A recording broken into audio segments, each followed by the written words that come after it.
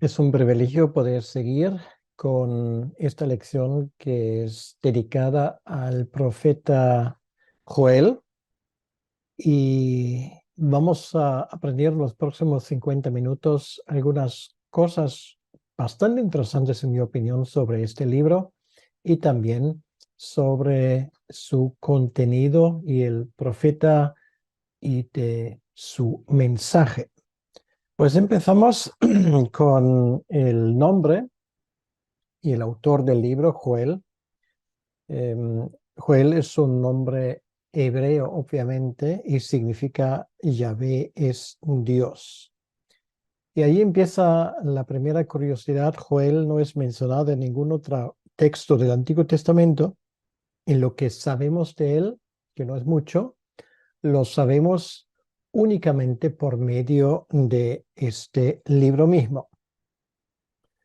Lo que nos damos cuenta es que pone mucho interés en cuanto al templo, en cuanto a la ciudad de Jerusalén, y podemos deducir de esto de que él originalmente viene del reino del sur de Judá. Y esto nos lleva a la pregunta, bueno, ¿en qué año se escribió el libro de Joel? Y ahí básicamente hay dos opiniones. La primera la descarto y no voy a entrar en muchos detalles. Hay los que piensan que este libro fue escrito durante el exilio. Esto se propone básicamente por la teología liberal y crítica, y se basa en razones que presuponen una aproximación racionalista al libro. Por eso lo descarto, por razones que no puedo especificar en el marco de esta introducción, donde necesariamente tengo que ser breve y conciso. La probabilidad más grande es que el libro fuera escrito, y esto lo pueden ver en la cronología de los reyes y profetas de Israel de Judá, pues alrededor del año 840, 830, estamos hablando del gobierno del rey Joás y tal vez Atalía en Judá. Y pues entonces Joel sería contemporáneo del profeta Abdías. Y luego, como el libro mismo no nos permite datarlo con exactitud, pero lo que podemos desprender, y esto es muy curioso y muchas veces la gente no se da cuenta de ello, los profetas menores fueron ordenados cronológicamente. Y esto es la razón por la cual ahora pensamos que Abdías y Joel incluso podrían haber sido contemporáneos.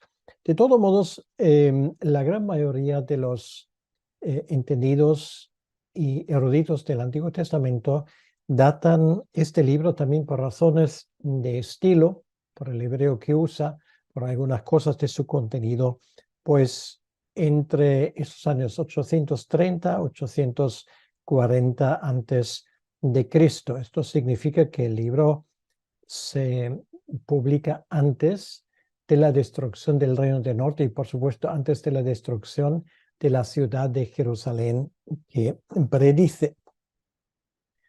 Entonces, ¿cuál es la razón por la cual se escribió el libro? Y podemos decir la ocasión del libro de Joel se determina por una plaga de langostas, posiblemente una de las más graves y severas que ocurrió sobre Judá, posiblemente también sobre otros países en la zona.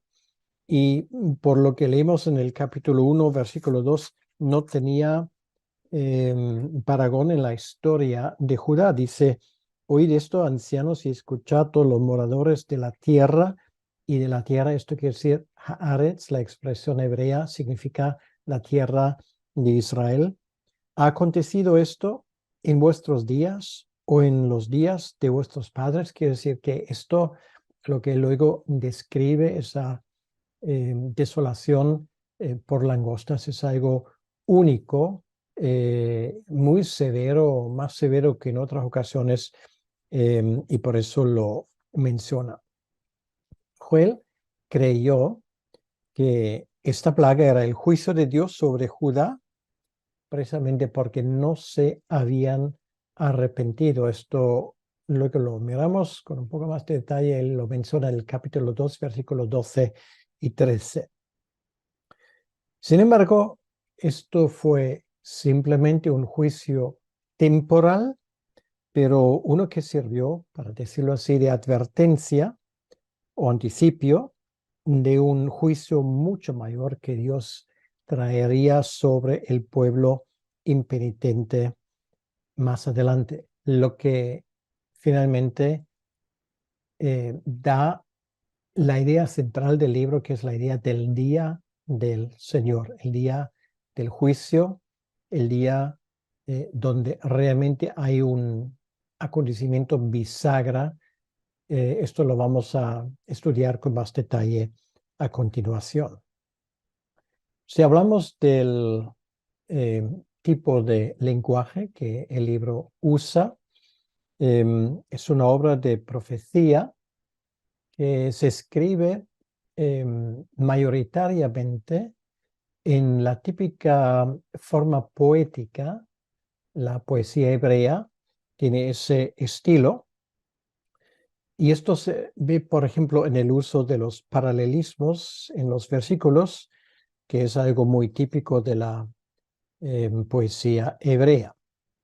El profeta también usa numerosas figuras literarias, también muy en consonancia con la poesía hebrea, y nos proporciona unas descripciones muy vivas de su mensaje. Podemos decir además otra cosa que es muy interesante. O sea, por ejemplo, es fácil hacer un bosquejo de este libro. Luego también lo vamos a mencionar con detalle.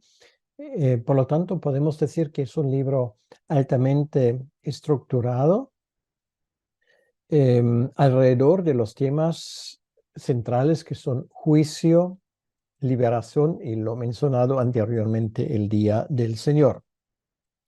El escritor usa esa repetición para subrayar, para enfatizar que el juicio es inevitable.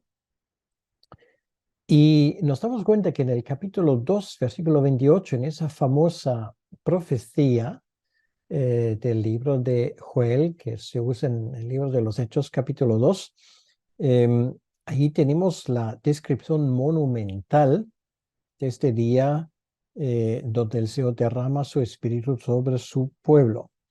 Y luego, al final del libro, se presenta una gran esperanza de restauración para Judá, para Jerusalén y por ende para el resto del templo. Es una profecía corta de tan solo 3 capítulos.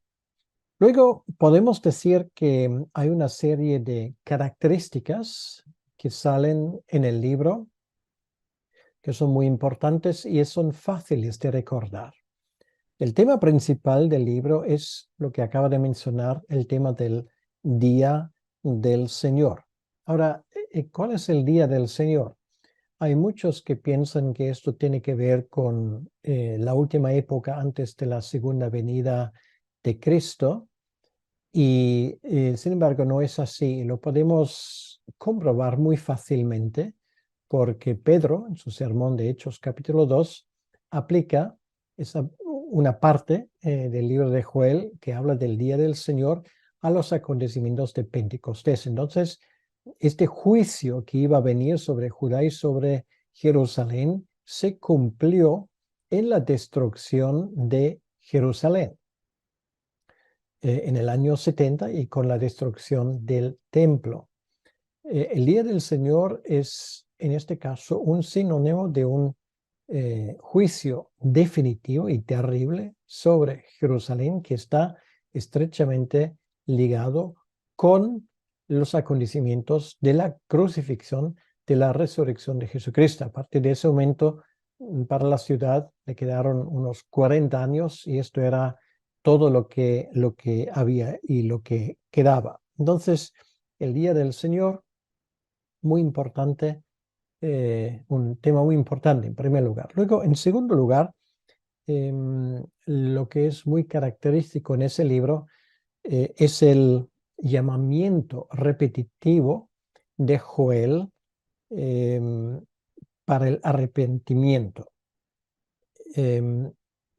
Esto es dado no solo a un número selecto de la comunidad del pueblo de Dios, allí en Judá y en Israel, sino más bien a todo el pueblo del Señor, y Joel los llama a regresar.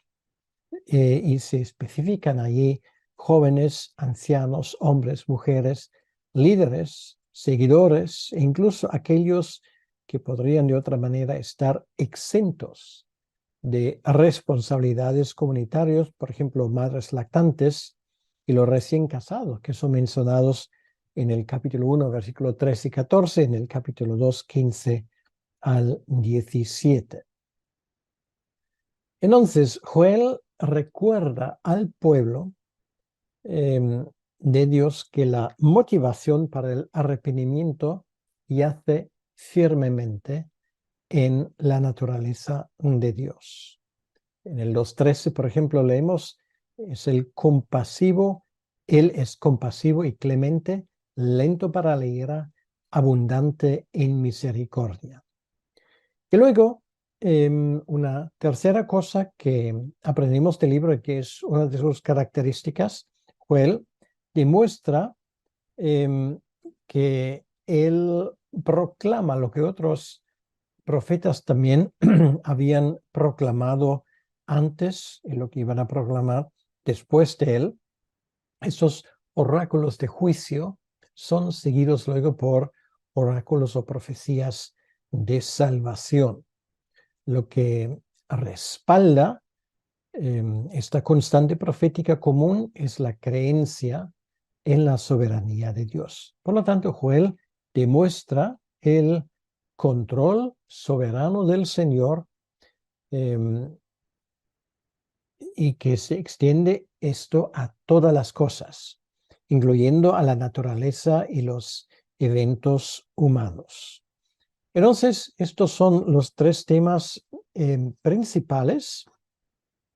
Y podemos decir además, si todavía estamos con la introducción, casi de la introducción al libro, que el libro de Joel ha tenido un lugar importante en la vida de la iglesia. Por ejemplo, en el Nuevo Testamento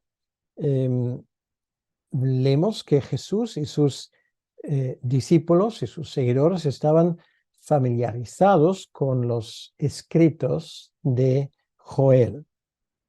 Y la influencia del libro es más evidente en los pasajes del Nuevo Testamento que hablan de los tiempos finales. Usan imágenes muy vivos cuando hablan de esos acontecimientos que se describen en el libro, por ejemplo, la plaga de langostas que ya hemos mencionado. Entonces también son muy importantes las promesas del capítulo 2, versículo 28 al 32, que Pedro cita en Pentecostés, afirmando que han alcanzado su cumplimiento en el derramamiento del Espíritu Santo sobre los discípulos en Jerusalén. Esto lo podemos leer en el libro de Hechos, capítulo 2, versículos 16 al 21. Quiere decir que es muy importante y infelizmente muchos que hablan de este pasaje no lo mencionan. Pedro da por cumplida esta profecía. Pablo, por ejemplo, en Romanos 10:13, también se refiere a esta profecía usando en concreto Joel 2:32 para mostrar que no hay distinción entre judíos y griegos, que la salvación ahora es ofrecida a todos los pueblos. Joel lo dice de esa manera: todo el que invoque el nombre del Señor será salvo. Entonces ya nos hemos dado cuenta que hay por lo menos dos versículos que todos nos son familiares y todos conocemos. Por lo tanto, si buscamos lo que siempre estamos buscando, a Cristo en el libro de Joel, es fácil encontrarlo. Joel es un libro que nos indica claramente que este día del Señor, que fue anunciado por nuestro Señor mismo, ocurrió efectivamente en esa destrucción de Jerusalén. Por eso el llanto de Jesús sobre Jerusalén en el capítulo 23 de Mateo es expresión de ello. Al mismo tiempo es curioso que con la posible excepción de Joel 2:23, Joel no menciona directamente al Mesías ni un libertador real. Sin embargo, su profecía frecuentemente describe las condiciones generales de bendición que se asocian con los tiempos mesiánicos. Ahora, hablamos un momento de del bosquejo del libro, y de nuevo esto, lo que dije antes, es muy fácil de demostrarlo. De hecho, podríamos dividir el libro en dos partes. Bueno, si queremos el versículo 1:1, lo dejamos fuera porque es simplemente una descripción del autor del libro, del profeta. Podemos llamarlo un sobrescrito. Y luego, el resto del libro se divide en dos partes. La primera parte, que va del capítulo 1, versículo 2, al capítulo 2, versículo 17, que nos habla de la devastación que ha pasado recientemente por langostas, que son animales que asolan con cierta frecuencia esa zona, por cierto, hasta el día de hoy, pero por lo que desprendemos del libro, ninguna ha sido tan fuerte hasta el momento como aquella. Y luego, esto luego se puede comparar con un ejército guiado de parte de Dios, un ejército que trae juicio. Luego, a partir del capítulo 2, versículo 18, ahí tenemos el bisagra. Ahí, digamos, esas profecías cambian en el sentido que ahora, después de exigir el arrepentimiento en esa primera parte, en esa segunda parte, tenemos lo que podríamos llamar la respuesta del Dios del pacto. Se habla de la renovación de la tierra, renovación espiritual del pueblo de Dios. Obviamente van las dos cosas juntas: es la renovación por el Evangelio, por las bendiciones del nuevo pacto. Y aprendemos de esa manera que Dios actúa en tiempo y en espacio con su pueblo. Entonces, una vez más, ocasión para que esto lo tengamos claro, es a raíz de una calamidad que había golpeado la tierra, una plaga de langostas, y esas langostas podrían además simbolizar, que estamos hablando de un acontecimiento real, pero podrían simbolizar el ejército de los babilonios que finalmente, o de los asirios, que finalmente iba a asolar tanto Israel como Judá. Bien, entonces así podemos hablar de este libro aproximadamente dividido en dos partes de una forma muy sencilla. Y si lo entendemos de esa manera, incluso ya siguiendo esas pautas, entender su contenido realmente ya es bastante fácil.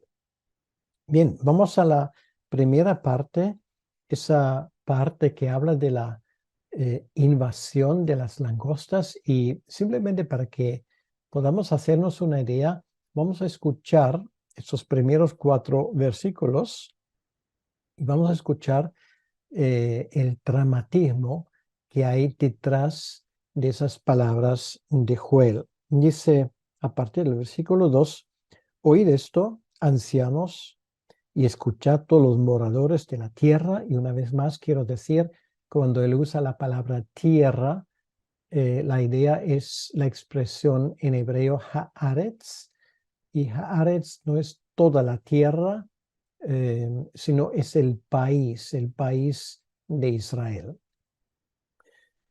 Todos los moradores de la tierra, ha acontecido esto en vuestros días o en los días de vuestros padres. De esto contaréis a vuestros hijos y vuestros hijos a sus hijos y sus hijos a otra generación.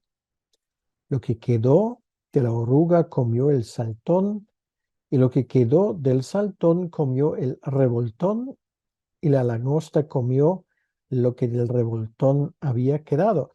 Realmente es muy interesante porque el hebreo, como por cierto también el árabe, hoy en día tiene varias palabras que en castellano casi ya no se usa, que son diferentes nombres para diferentes tipos de langostas.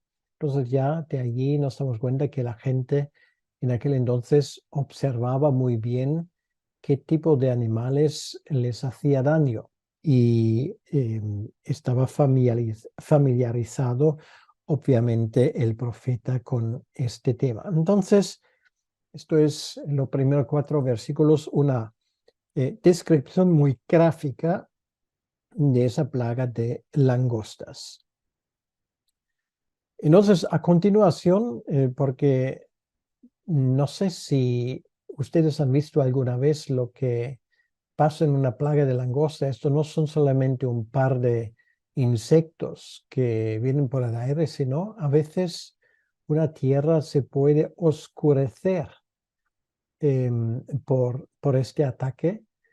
Literalmente podría quedar en oscuras. Un país, cuando viene una nube de estos langostas que se comen toda la hierba, o sea, todo lo que es verde, ellos lo comen, y lo que luego queda de los árboles y de las plantas, esto parece como después de un incendio forestal.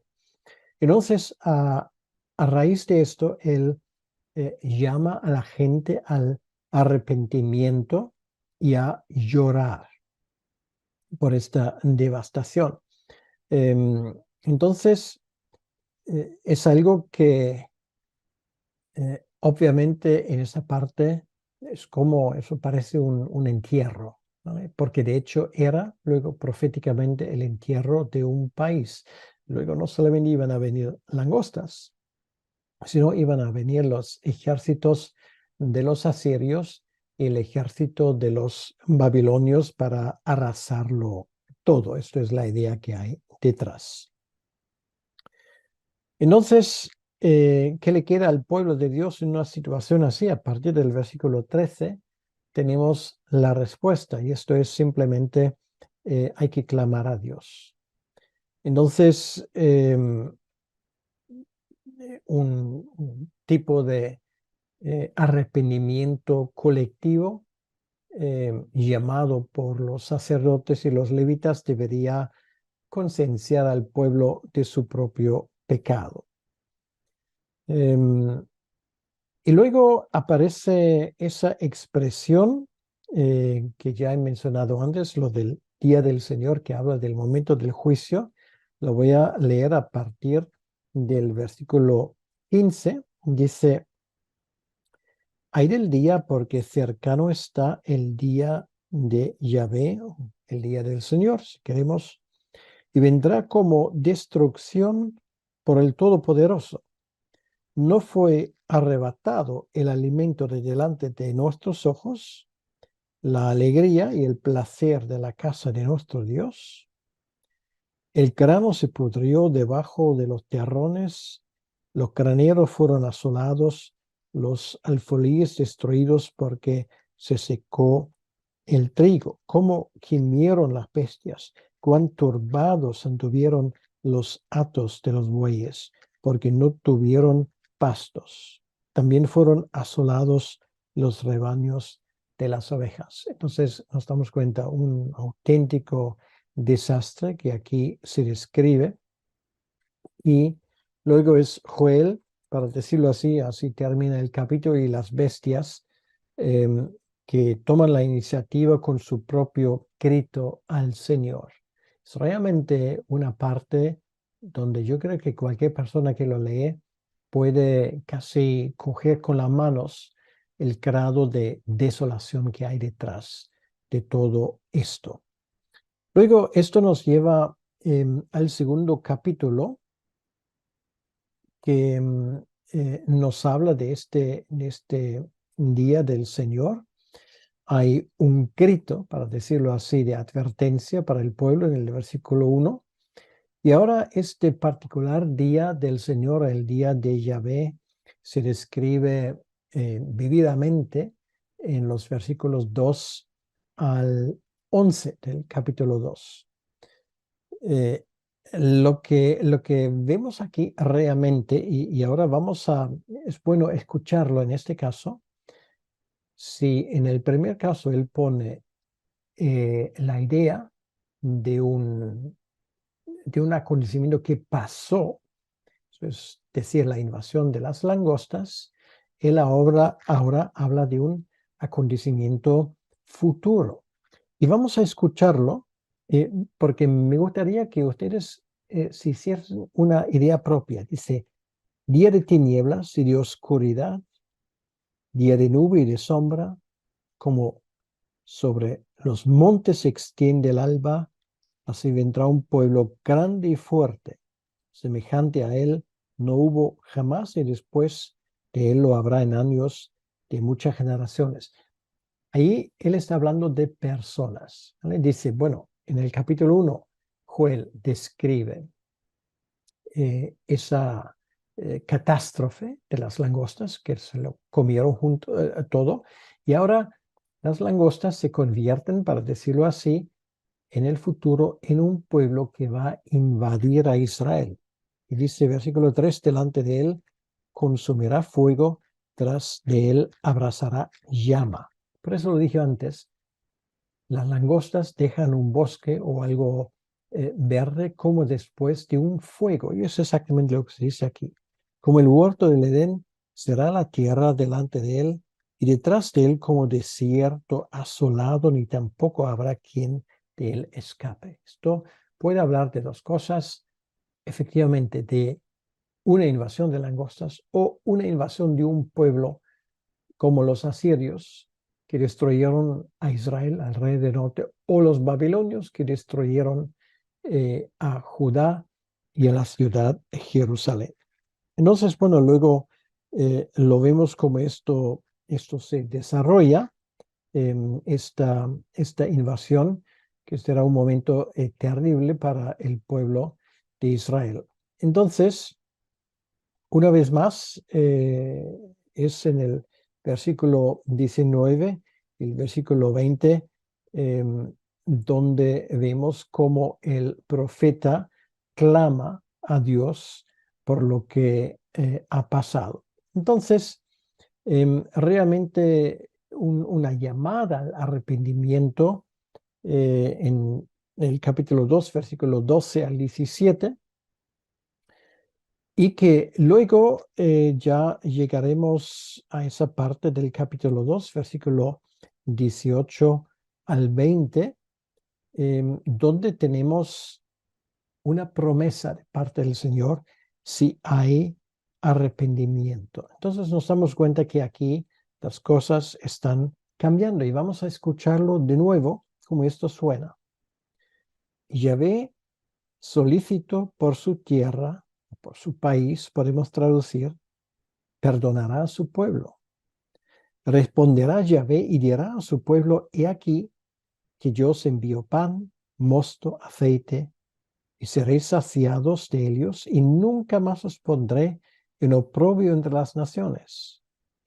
Y haré alejar de vosotros del norte, bueno, los pueblos invasores, tanto los asirios como los babilonios, entraron por el norte, no por el este, ahí hay desierto, entraron por el norte. Y lo echaré en tierra seca y desierta su faz, será decía el mar oriental, y su fin al mar occidental.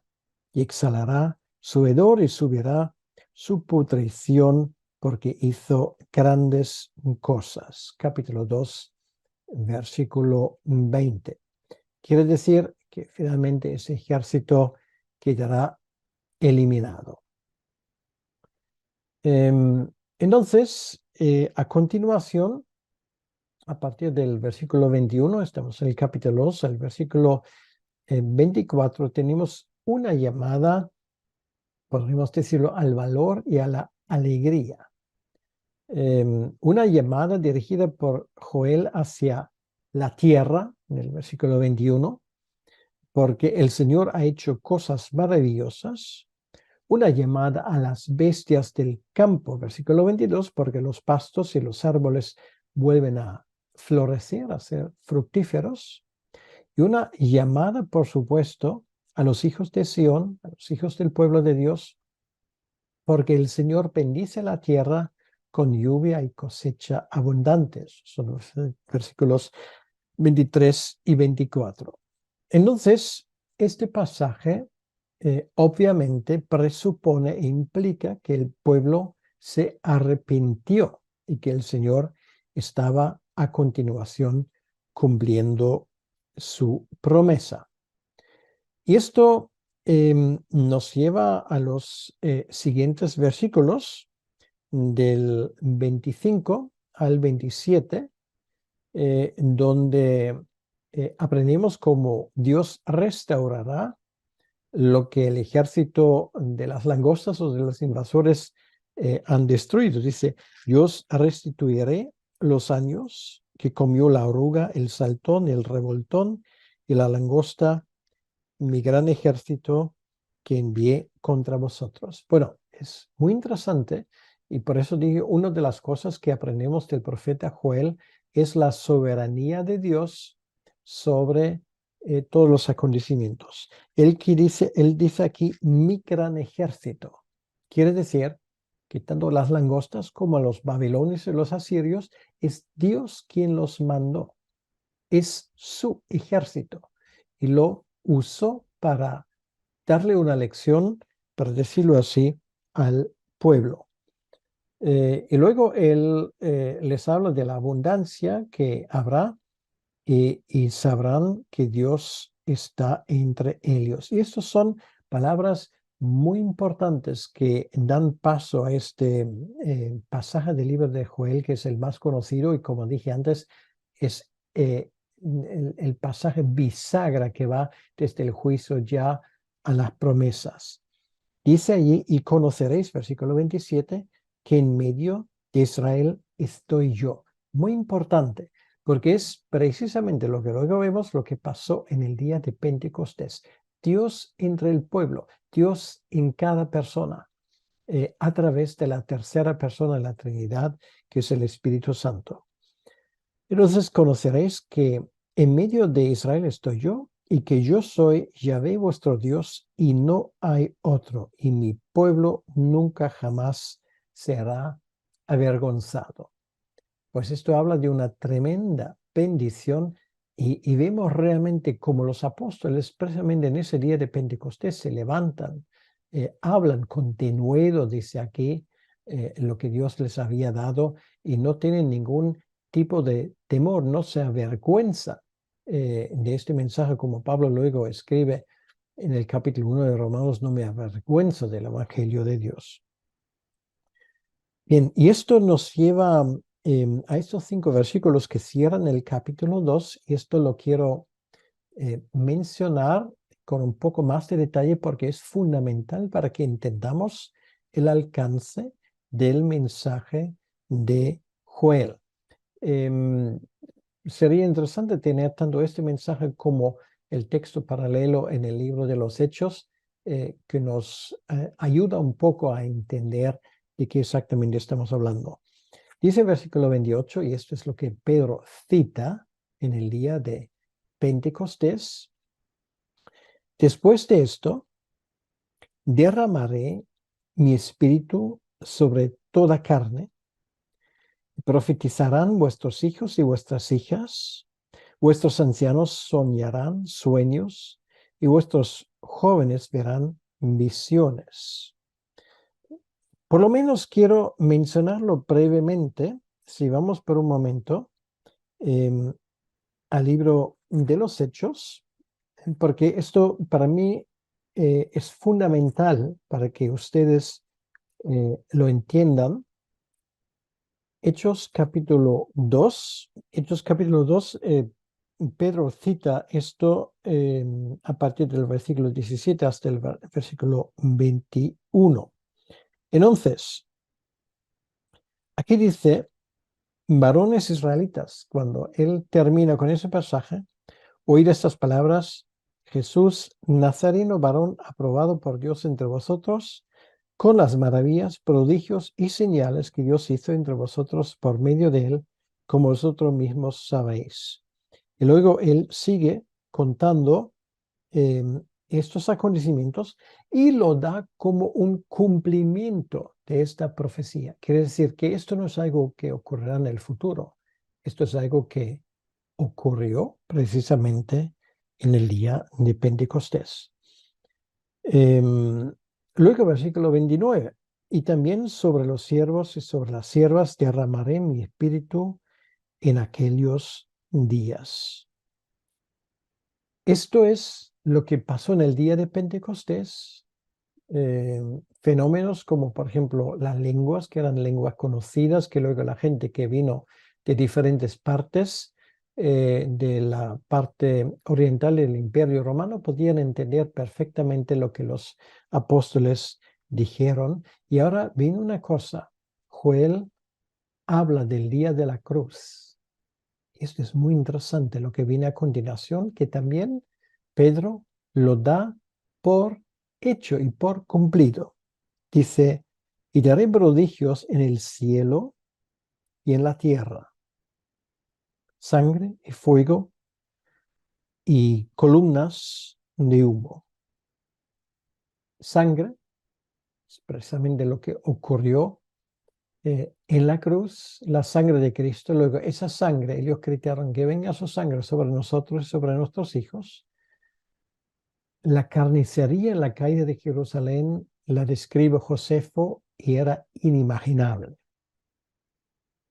Y luego fuego y columnas de humo. Es una descripción exacta de lo que pasó en Jerusalén. Unos acontecimientos terribles que terminó con la destrucción por completo de la ciudad. Y luego, muy interesante, viene esto es lo que ocurrió en la tierra. Y ahora, ¿qué pasó en el cielo? Bueno, aquí dice: el sol se convertirá en tinieblas. ¿Qué ocurrió allí del mediodía hasta las 3 de la tarde? Una oscuridad.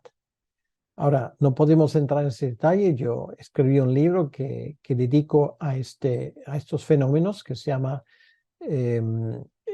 Cuando los cielos hablan. Se puede conseguir a través de Amazon, donde detalladamente intento demostrar de qué estamos hablando. Estas son las tinieblas y luego la luna en sangre.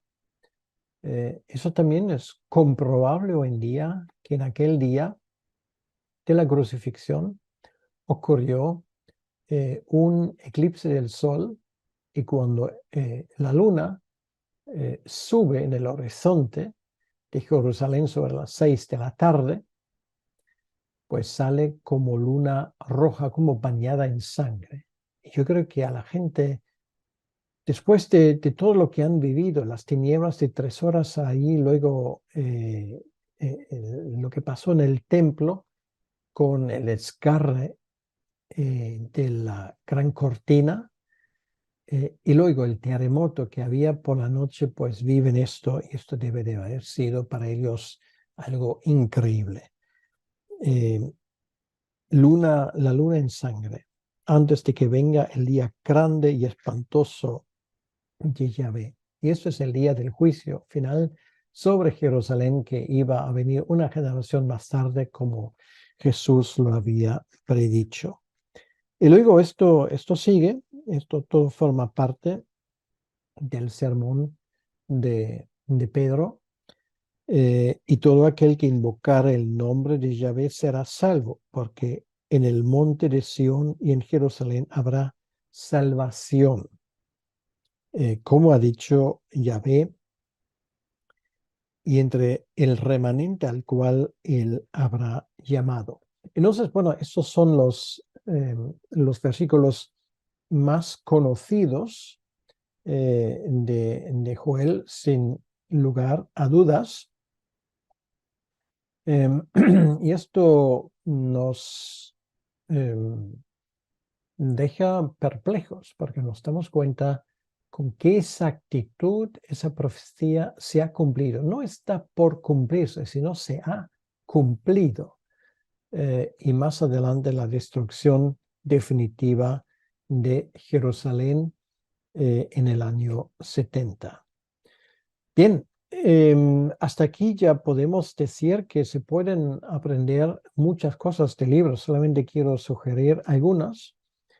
Lo que es evidente es el valor de las calamidades o de los desastres naturales. En este caso eran langostas. En nuestros tiempos puede ser un ciclón, un huracán, terremoto. Son llamamientos. A mí me gusta decir es cuando Dios grita al mundo, porque Él quiere que las personas se arrepienten. Y estas cosas, lo que nosotros llamamos desastres naturales, no son otra cosa que llamadas a la atención de parte de nuestro Dios. Luego hemos aprendido algo de la naturaleza del verdadero arrepentimiento en el capítulo 2, versículos 12 y 13. Hemos aprendido algo sobre la naturaleza de Dios, que es 2:13, clemente, misericordioso, lento a la cólera, de gran bondad. Y luego lo del día del Señor. Entonces, esto nos lleva a la siguiente parte, que finalmente terminará en el capítulo 3.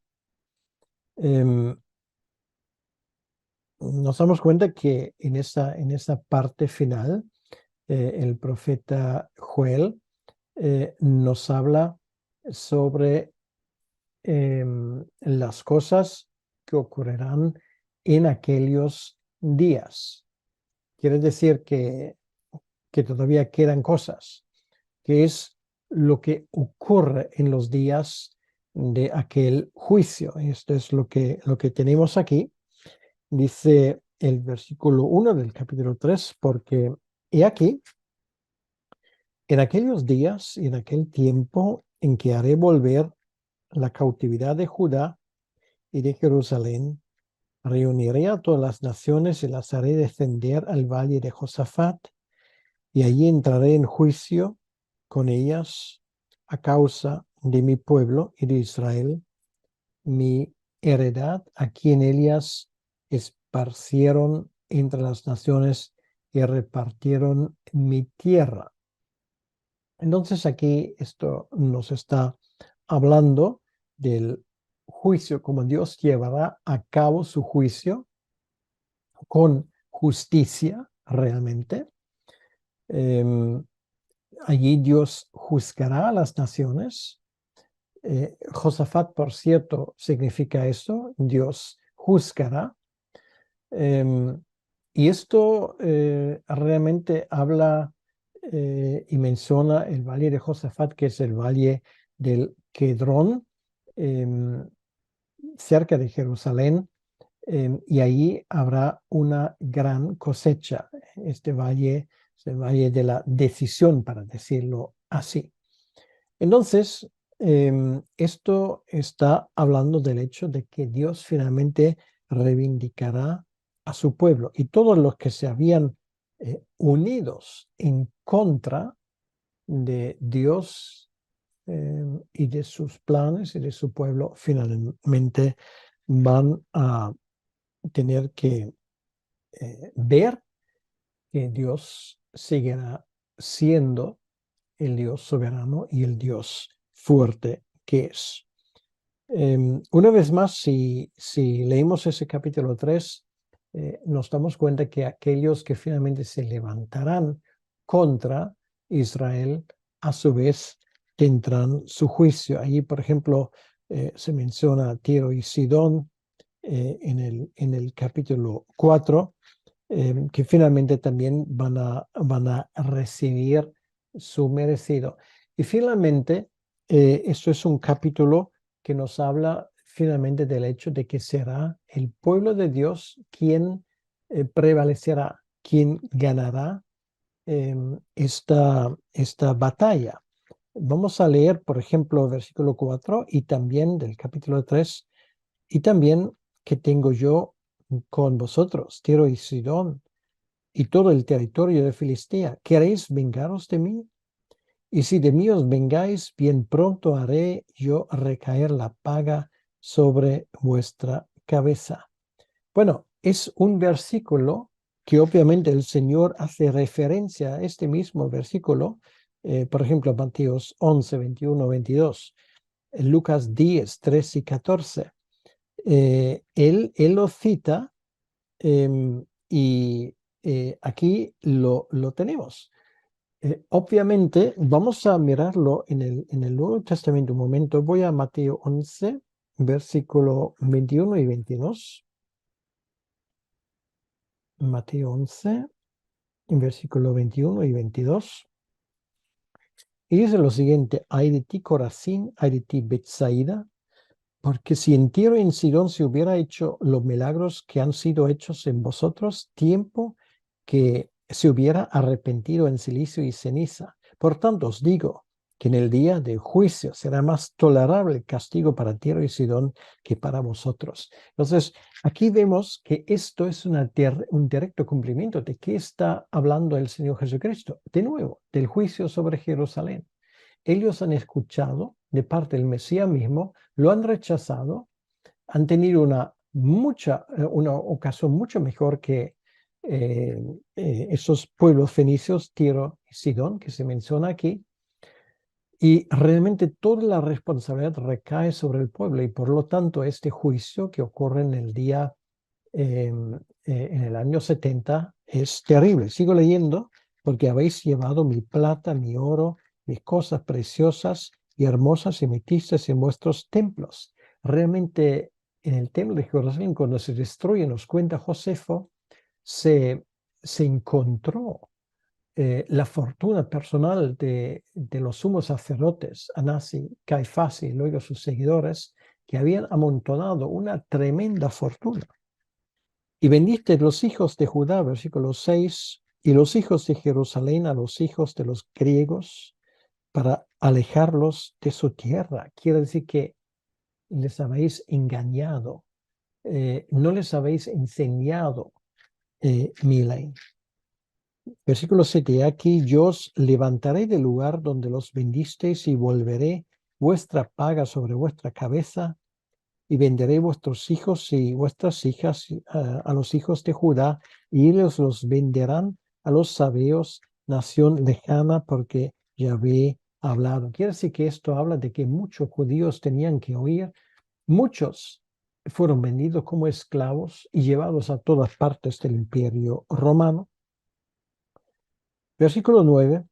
Proclamad esto entre las naciones, proclamad guerra, despertad a los valientes, acérquense, vengan todos los hombres de guerra, forjad espadas de vuestros azadones, lanzas de vuestros hoces, diga el débil, fuerte soy. Claro, esto ya es una forma espiritual, esto habla de la guerra espiritual, de que como el pueblo de Dios poco a poco va conquistando el país y luego toda la tierra. Entonces, esto lo vemos al final, una vez más, versículo 15, habla del sol y de la luna se oscurecerán, quiere decir que es el momento cuando Israel será desheredada y este reino será dada a un reino que cumple la voluntad de Dios, que es la iglesia del Señor. Y termina esa profecía con los siguientes 4 versículos.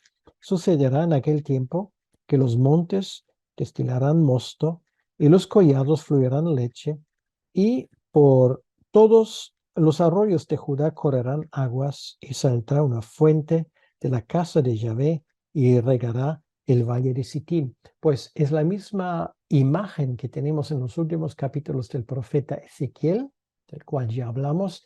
Esto habla de la bendición del Evangelio, que será una bendición para todas las naciones. Luego dice, Egipto será destruido y Edom será vuelto en desierto, asolado por la injuria hecha a los hijos de Judá, porque derramaron en su tierra sangre inocente.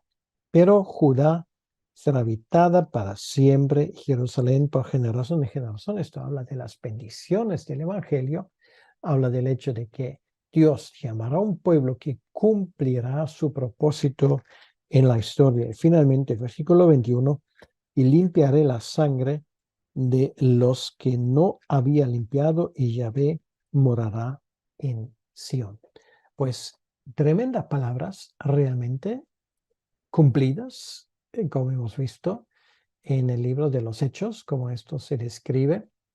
Y por lo tanto nos damos cuenta que Joel es un profeta que usa o que nos pone a disposición mucho material que luego en el libro de los Hechos o en los Evangelios se usa. Por lo tanto, una visión a través de los siglos que nos habla proféticamente del juicio sobre Jerusalén, pero también de la bendición del Evangelio. Pues hasta aquí hemos llegado hoy y gracias por su atención. Vamos a terminar en oración. Señor, gracias te damos por este día de hoy y por este estudio que podíamos hecho sobre el profeta Joel. Pedimos que tú bendigas este estudio y que todos los estudiantes pues puedan entender ese libro mejor y sacar un provecho de lo que hemos estudiado. Te lo pedimos, Señor, en tu nombre, para tu honra y para tu gloria. Amén. Que el Señor les bendiga.